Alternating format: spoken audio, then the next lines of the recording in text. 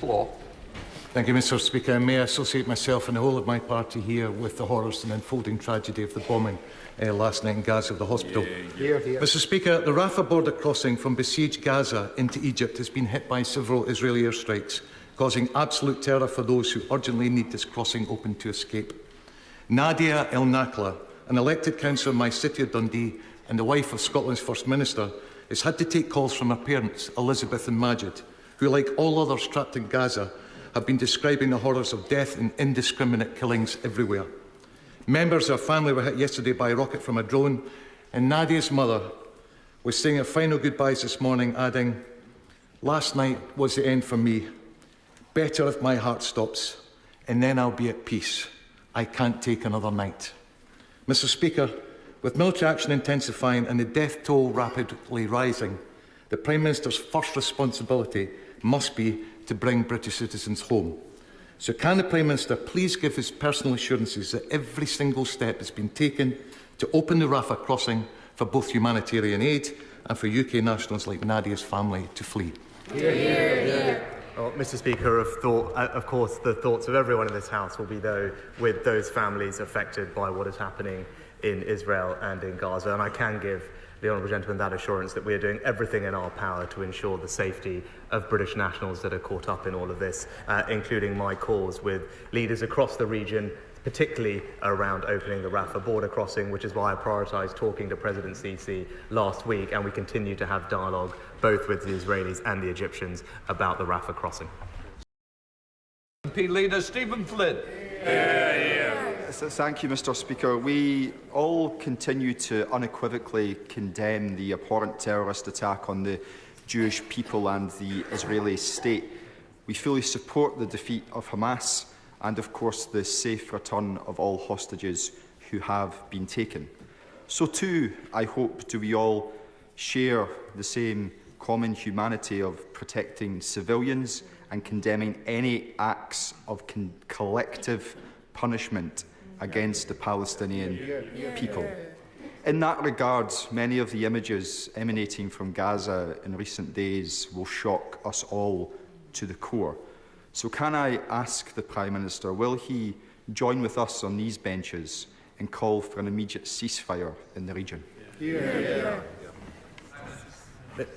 Mr. Speaker, we believe that Israel does have a right to defend itself, to protect its people, and to act against terrorism and ensure that the awful attack that we've seen from Hamas cannot happen again.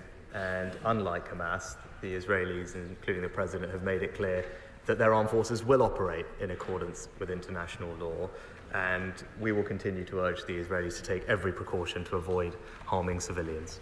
Stephen Flynn.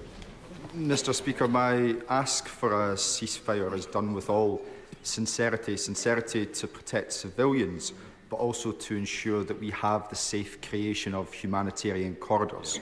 Humanitarian corridors which will allow for food, for water and for vital medicines to get into Gaza, but also for innocent civilians caught up in this terrible conflict to flee.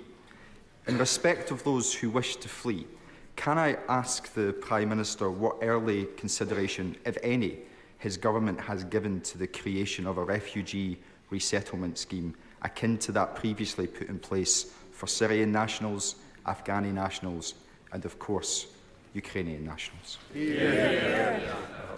Mr. Speaker, I'm proud that we are already one of the most significant contributors to the United Nations efforts to support Palestinian refugees, and our funding supports around 5.8 million refugees annually.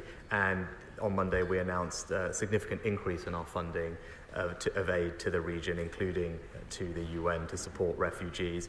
With regard to humanitarian aid, as I said before, we are already working through preemptively moving aid and relief teams into the region, but critically the most important thing is to open up access for that aid to get into Gaza, which is why our conversations with the Egyptians and others are so critical. We continue to work closely with allies to find every way to get that aid to the people who need it as quickly as possible.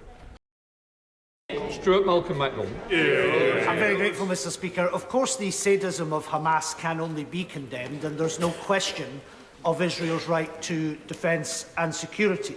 But international law is very clear, Mr. Speaker, that acting against international law in response to terrorism is unjustified. So in all of the packages that the Prime Minister has announced vis-à-vis humanitarian aid and the military package he announced last week, can he tell the House how the government will ensure that international law is adhered to beyond just statements from Israel's head of state?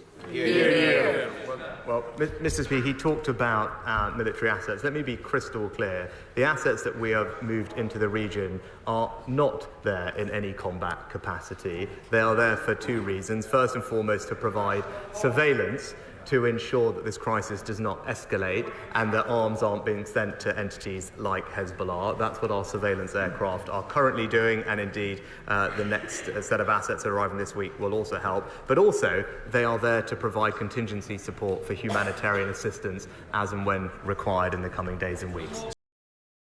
Gavin Newland. Thank you very much, Mr. Speaker. We have all been horrified events in Israel and Gaza, and it's right we condemn utterly the inhuman terrorism of Hamas. This should also be the case with any obscenities and war crimes carried out by the Israeli Defence Force. Both the UN and Medicines Sans Frontières have described the siege of Gaza and the withholding of water to its people as collective punishment, a war crime under the Geneva Convention. Yet this week, both the Prime Minister and the Leader of the Opposition have supported Israel's right to do so. Why?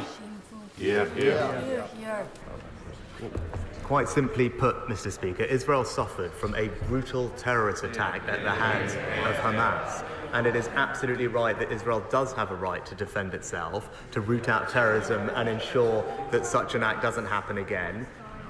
As their president has said, their military will operate within international law. But what the honourable gentleman failed to acknowledge, that it is Hamas that embeds themselves inside civilian populations, puts innocent civilians in harm's way, and he would do well to remember that.